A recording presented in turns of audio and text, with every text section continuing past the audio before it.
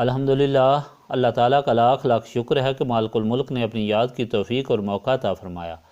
لاکھوں اور کروڑوں درود حضرت محمد مصطفیٰ صلی اللہ علیہ وآلہ وسلم پر، جن کے طفیل مالک الملک نے یہ مہربانی عطا فرمائی۔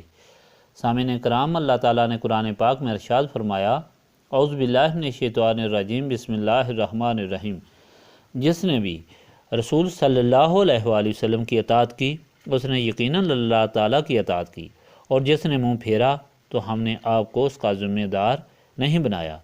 اور کہتے ہیں ہم نے حکم مان لیا، اور جب آپ کے پاس سے باہر جاتے ہیں تو ان میں سے ایک گروہ رات بھر سازش کرتا ہے، جس کے برعکس جو آپ نے فرمایا، اور اللہ تعالیٰ لکھ رہا ہے جو راتوں کو وہ مشورہ کرتے ہیں، پس آپ ان سے درگزر کریں اور اللہ تعالیٰ پر بھروسہ رکھیں، اور کافی ہے اللہ تعالیٰ کا کارساز۔ تو کیا غور نہیں کرتے قرآن میں؟ اور اگر یہ غیر اللہ تعالیٰ کی طرف سے ہوتا تو اس میں بہت اختلاف ہوتا، اور جب آتی ہے ان کے پاس کوئی بات خوف یا امن کی تو مشہور کر دیتے ہیں اس کو، اور اگر رجوع کرتے رسول اللہ صلی اللہ علیہ وآلہ وسلم کی طرف یا صاحب دانش لوگوں کی طرف اپنی جماعت میں سے، تو جان لیتے وہ اس چیز کو جو سمجھ سکتے ہیں اس بات کو، اور اگر نہ ہوتا اللہ تعالیٰ کا فضل اور اس کی رحمت تو ضرور سوائے چند لوگوں کے تم شیطان کی پیروی شروع کر دیتے۔ پچھلی مرتبہ کے فرمان الہی میں، جس میں منافقین کی قلبی حالت کو ظاہر کیا گیا تھا، وہ مومنین کے ساتھ مل کر دعوے تو بڑے بڑے کرتے تھے، مگر جب ان کے اپنے مطالبے پر انہیں جہاد کا حکم ملا تو وہ ڈر گئے، اس قدر کہ جتنا انسان کو اللہ تعالیٰ سے ڈرنا چاہیے، بلکہ اس سے بھی زیادہ ڈرنے لگے، اور بےہودہ باتیں بھی شروع کر دی کہ ہم کو کچھ اور مہلت کیوں نہ دی گئی۔ تو حکم ہوا کہ یہ دنیا تو بہت تھوڑی چیز ہے، تقویٰ رکھنے والوں کے لیے آخرت بہت بہتر ہے، اور موت سے کیوں ڈرتے ہو؟ اس کا تو ایک دن مقرر ہے، خواہ تم مضبوط قلعوں کے اندر اپنے بستر پر ہو یا تلواروں کے سائے میں، اپنے وقت پر موت ضرور آتی ہے۔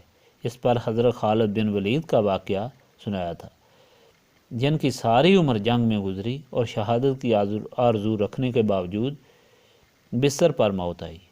ان منافقین کی وعدہ گوئی بتائی گئی۔ ان لوگوں کو اگر بھلائی پہنچے تو کہتے ہیں کہ یہ اللہ تعالیٰ کی طرف سے ہے، اور اگر مصیبت آئے تو فوراً حضور پاک صلی اللہ علیہ وآلہ وسلم کے تعلق کا سبب خیال کرتے ہیں۔ یہ بھی ان کی حماقت ہے۔ تکلیف اور بھلائی اللہ تعالیٰ کی طرف سے ہے، اس کی اجازت کے بغیر ایک پتا بھی نہیں ہل سکتا۔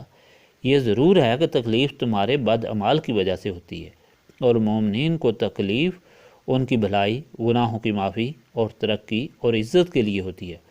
اور فرمایا گیا کہ اللہ تعالیٰ کے رسول صلی اللہ علیہ وآلہ وسلم تو بھلائی کی طرف، نجات کی طرف اور اللہ تعالیٰ کی رحمت اور نعمت کی طرف بلاتے ہیں، اور حضرت محمد صلی اللہ علیہ وآلہ وسلم اللہ تعالیٰ کے رسول ہیں، اور اللہ تعالیٰ اس پر گواہ ہے۔ آج کا فرمان بھی اسی سلسلہ میں ہے۔ ان کی اسی کفیت اور تذبذب پر نبی پاک صلی اللہ علیہ وآلہ وسلم نے فرمایا کہ تم لوگ اس وقت ہی مومن ہو سکتے ہو جب حضور پاک صلی اللہ علیہ وآلہ وسلم سے محبت اپنی جان، مال، ماں، باپ اور اولاد سے زیادہ رکھو۔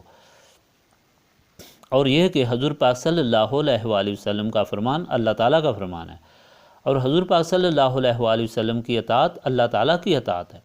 اس پر منافقین اور یہود نے یہ کہنا شروع کیا کہ اب تو نعوذ باللہ حضور پاک صلی اللہ علیہ وآلہ وسلم نے شرک کی تعلیم دینا شروع کر دی ہے۔ پہلے خود فرماتے تھے کہ حضرت عیسیٰ علیہ السلام اللہ تعالیٰ کے بندے اور رسول ہیں، ان کو اللہ تعالیٰ کا بیٹا یقین کرنا شرک ہے، اور آپ خود کو اللہ تعالیٰ سے ملا رہے ہیں۔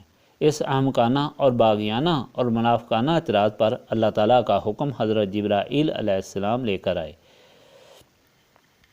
کہ جس نے اللہ تعالیٰ کے رسول صلی اللہ علیہ وآلہ وسلم کی اطاعت کی، اس نے اللہ تعالیٰ کی اطاعت کی۔ اس لیے حضور پاک صلی اللہ علیہ وآلہ وسلم تو وہی فرماتے ہیں جو اللہ تعالیٰ نے فرمایا ہے، وہی عمل سکھاتے ہیں جو اللہ تعالیٰ کو پسند ہے، اور حضور پاک صلی اللہ علیہ وآلہ وسلم اللہ تعالیٰ کی بندگی اور اللہ تعالیٰ کے احکام سکھاتے، پڑھاتے اور سمجھاتے ہیں، اور پھر نور ربانی جو حضور پاک صلی اللہ علیہ وآلہ وسلم کے سینہ پاک میں ہے، اسے لوگوں کے سینوں کو پاک کر کے اللہ تعالیٰ کی طرف متوجہ کرتے ہیں۔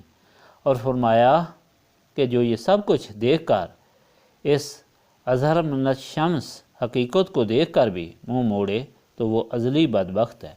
آپ صلی اللہ علیہ وآلہ وسلم اس پر خفا نہ ہوں۔ اس کی بدبختی اور بغاوت کے متعلق آپ صلی اللہ علیہ وآلہ وسلم سے نہیں پوچھا جائے گا۔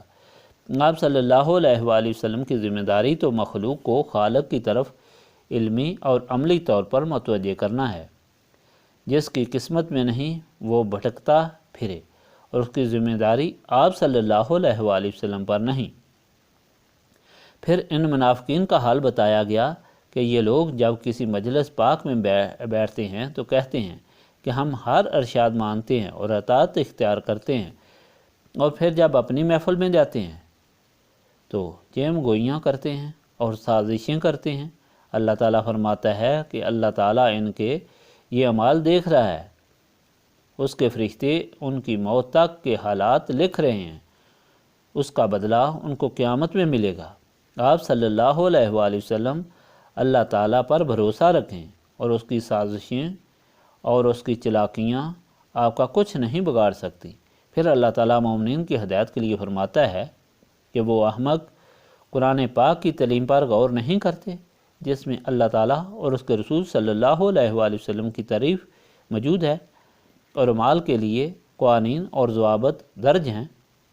اگر وہ غور کریں، فکر کریں، حقیقت معلوم کرنے کے لیے، تو ان کو ضرور ہدایت ملے گی، اور ان پر یہ ثابت ہو جائے گا کہ الف لام میم سے لے کر والناس تک ایک ہی تعلیم ہے، جس میں کہیں بال برابر فرق نہیں، اور ایسی تعلیم عقل کل مالک الملک کی ہی ہو سکتی ہے، کسی مخلوق کی نہیں ہو سکتی۔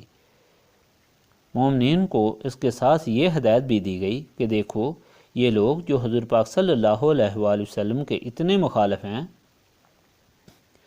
ہر وقت سازش کرتے ہیں، یہ تمہارے اور دین اسلام کے بھی دشمن ہیں، اس لیے ان سے محتاط رہو۔ تم کو اپنی باتیں ان لوگوں سے پوشیدہ رکھنی چاہیے، اپنی سادگی سے یا خوف سے اپنے منصوبے ان کو نہیں بتانے چاہیے۔ یہ اس اطلاع ہونے پر اپنی تیاری کریں گے۔ تم کوئی بات بھی سنو تو اس کو حضور پاک صلی اللہ علیہ وآلہ وسلم کے سامنے پیش کرو، حضور پاک صلی اللہ علیہ وآلہ وسلم کے مخلص غلاموں کے سامنے پیش کرو، جو وہ حکم دیں، مشورہ دیں، اس پر عمل کرو۔ عام لوگوں کے سامنے ظاہر مت کرو کہ دشمن مطلع ہو کر تمہارے خلاف سازش کرے گا۔ یاد رکھو تم پر اللہ تعالیٰ کا فضل ہے اور رحمت ہے کہ تم اللہ تعالیٰ کے دین پر ہو، اور یہ شیطان جو تمہارا دشمن ہے ہر وقت گھات میں لگا ہے، تمہارے نفوس کو قابو کر کے تمہیں گمراہ کرتا ہے۔ سامعین کرام، اس ساری اور جامع ہدایت میں دو باتیں بڑی غور طلب ہیں۔ پہلی بات یہ کہ اللہ تعالیٰ کا بندہ بننے کے لیے رسول پاک صلی اللہ علیہ وآلہ وسلم کی غلامی ضروری ہے، جو نسبت رسولی صلی اللہ علیہ وآلہ وسلم سے حاصل ہوتی ہے، یعنی نسبت رسولی صلی اللہ علیہ وآلہ وسلم اللہ تعالیٰ کی بندگی ہے، اور اس کے بغیر اللہ تعالیٰ کی بندگی نہیں مل سکتی۔ دوسری یہ بات کہ جو انسان بھی مسلمان ہوا ہے یا ایماندار ہوا ہے، وہ اپنی عقل اور عمل کی وجہ سے نہیں بلکہ اللہ تعالیٰ کے فضل اور رحمت سے ہوا ہے۔ اللہ تعالیٰ کا فضل تو یہ ہوا کہ اس نے رسول کریم صلی اللہ علیہ وآلہ وسلم کو بھیجا ہدایت دے کر، اور اللہ تعالیٰ کی رحمت اللہ تعالیٰ کا رسول ہے۔ وَمَا أَرْسَلْنَاكَ إِلَّا رَحْمَةً لِّلْعَالَمِينَ۔ دونوں ارشاد پاک سے یہ بات ثابت ہو گئی کہ اسلام اور ایمان کی تکمیل اور شیطان اور نفس سے بچاؤ کا ذریعہ صرف اور صرف نسبت رسولی ہے۔ یہی وجہ ہے یہاں نسبت رسولی صلی اللہ علیہ وآلہ وسلم حاصل کرنے پر زور دیا جاتا ہے، اور اس کو حاصل کرنے کے لیے اللہ تعالیٰ کی یاد کرائی جاتی ہے، تاکہ یاد الہی سے سینے صاف ہوں اور نسبت رسولی صلی اللہ علیہ وآلہ وسلم کے قابل ہوں۔ استغفر اللہ العظیم الذی لا الہ الا هو الحی القیوم واتوب الیہ۔ استغفر اللہ العظیم الذی لا الہ الا هو الحی القیوم واتوب الیہ۔ استغفر اللہ العظیم الذی لا الہ الا هو الحی القیوم واتوب الیہ۔